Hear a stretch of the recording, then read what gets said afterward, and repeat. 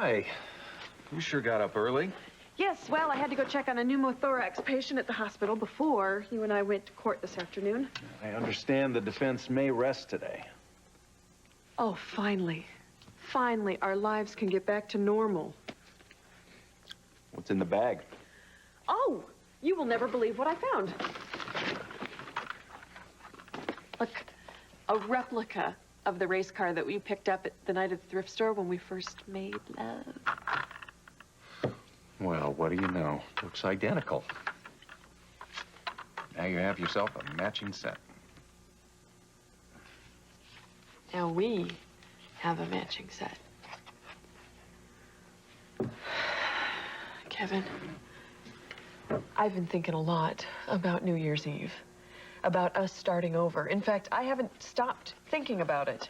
Neither have I. Well, I bought this car as a reminder of how great our lives were before I screwed it up by lying to you. And I promise, with all my heart, that I am going to do everything I can to make that up to you. We can have things the way they were. No, we can't. You can't change what happened. And things will never be the same again.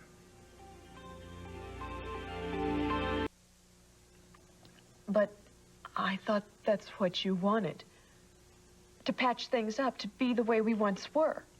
But what were we really, Eve? Two people in love. No, living an illusion. Kevin, my feelings for you were... My feelings for you are real. I'm not saying that they weren't or that they aren't, but we're living in two different relationships, Eve. I thought we were connected as a team. But you couldn't trust me enough to come to me and tell me about Bordisso. I told you why I couldn't. I told you. And I am truly, truly sorry for that. This isn't about apologies.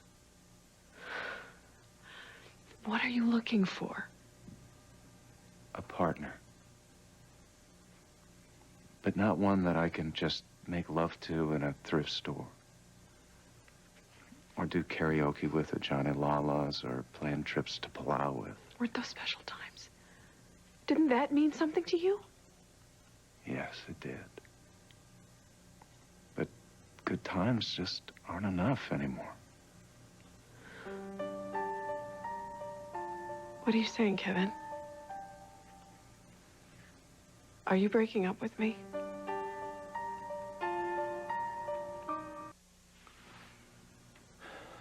Let's sit down.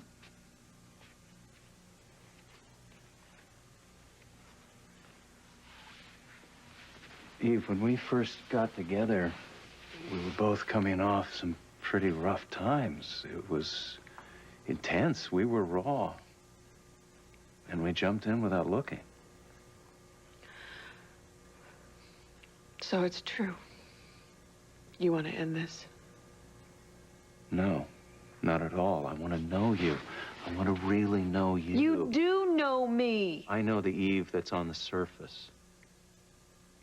I know the Eve that likes good times and playing Sherlock Holmes and getting massages and having really lousy love songs sung to her.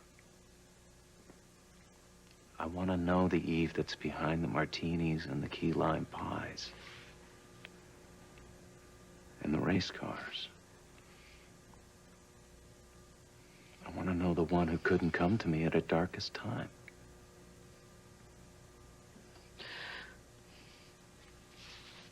I'm not sure I can give you what you want, Kevin. When I told you about my son, you promised me that I would never have to go through that hurt again. You said that what we had was enough. I think I was wrong. And maybe I was kidding myself. Do you have any idea how much it hurt that you couldn't come and tell me what Bordisso was doing? Eve, I cannot be cut out like that again. What you're asking me to do, it's a commitment. It's a deep, honest commitment. And anything else is a waste of time for you and me.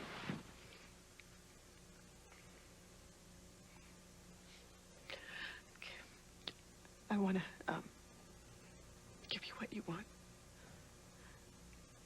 God, I've spent my whole life to be secure and to be in control.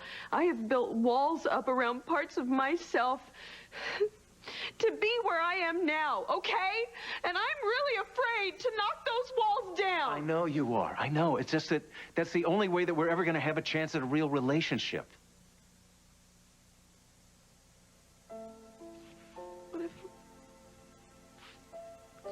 What if I let you look deep inside me and you don't like what you see? I'm taking the same chance, Eve. I have to expose myself too. But I mean, look at us. We're stuck. We can't go any further as long as your walls are in the way. You're worried about what you'll see? We'll never know unless we look. I love you enough. I'm willing to do this. Are you? How can I not? I am so in love with you.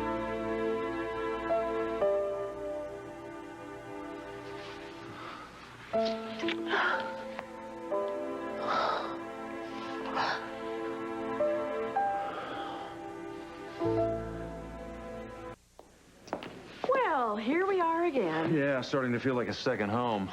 Well, at least this is finally almost over and we can forget about the general homicide murders. I wouldn't count on it disappearing just like that. I can't imagine Rachel letting go even if Julie's convicted. Hey, good afternoon, all. Hello. Wow, you seem to be very cheerful. I expect Darren will rest his case for the defense this afternoon, and then we can all get a good night's rest tonight. Well, it's good to hear you sound so confident. You can thank Gray Cooper for that. He convinced the jury that Julie committed the murders. I think we'll get what we want here. I'm just not so sure. If one thing I've learned, it's not to count Julie out too soon. Let's go.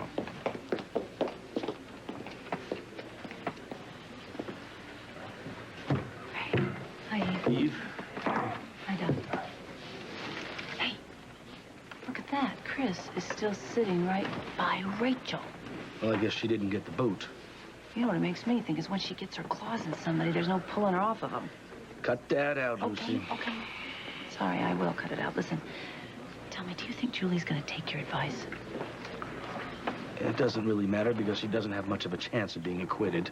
Oh, Scott, something just tells me this isn't right. If she is convicted, somehow isn't right. Lucy, just because she thinks she's innocent doesn't mean anything. I know that. It's just that she did save those guards' lives. They probably would have frozen in the snow, and she saved Christina's life. Would a person that is called a murderer do all of that? Since I've gotten to watch her lately and stuff, I just don't think she's capable of killing anybody.